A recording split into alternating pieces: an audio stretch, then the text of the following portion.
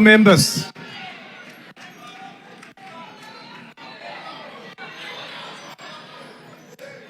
Thank you very much, Honourable House Chair.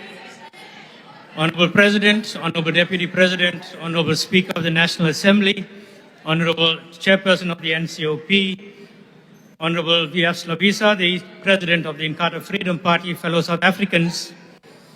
The state of the nation invites us, Mr. President, not only to reflect on the state of the nation, but to examine whether government action is keeping pace with the expectations of the people we represent. Our responsibility is thus etched in our ability to ensure practical changes in the lived realities of all South Africans. Whilst we recognize the developmental progress recorded as a result of the Government of National Unity's governance structure, we must also recognize the real struggles of ordinary people. Honourable House Chair, our continued struggle is the slow implementation of sound policies that government proposes but fails to implement effectively and timeously. The National Planning Commission's continued analysis states that several challenges still pose a risk to the prospects of a viable functioning state. These include the weakening of government and key institutional structures, the public service performance, and the erosion of confidence and trust across society. Political leadership needs to focus on the issues raised by the NDP in a sustained and targeted manner. The NCOP has a critical role to play in addressing these challenges.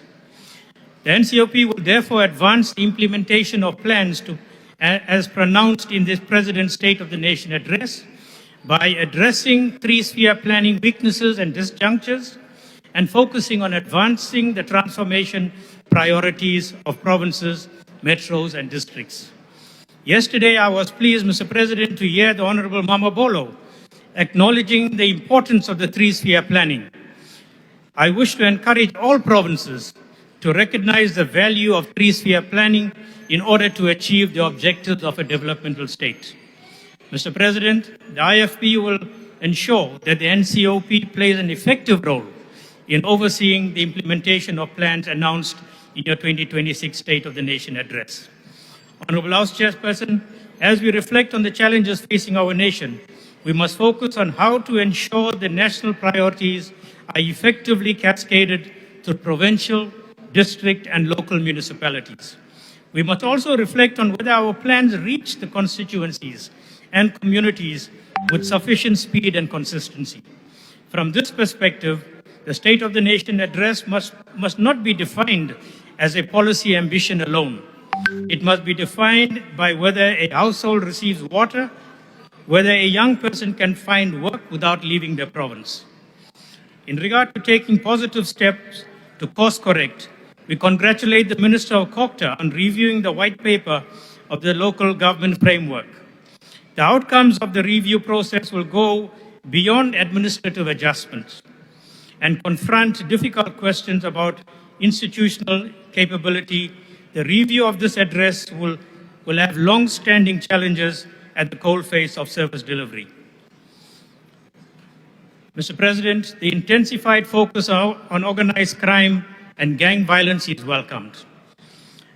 I must sadly say, Honourable President, soon after we concluded our sitting here last night, 3 people were shot and killed at Athlone here in Cape Town. And one of them was a 9-month-old baby, and the 2 others were women.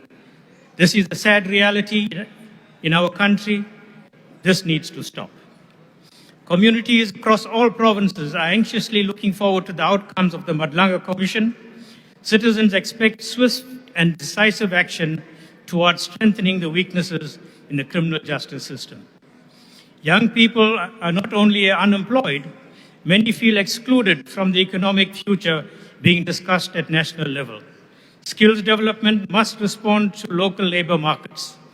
Through inclusive economic development as a unifying goal, we as South Africans will begin to shake off the shackles of poverty.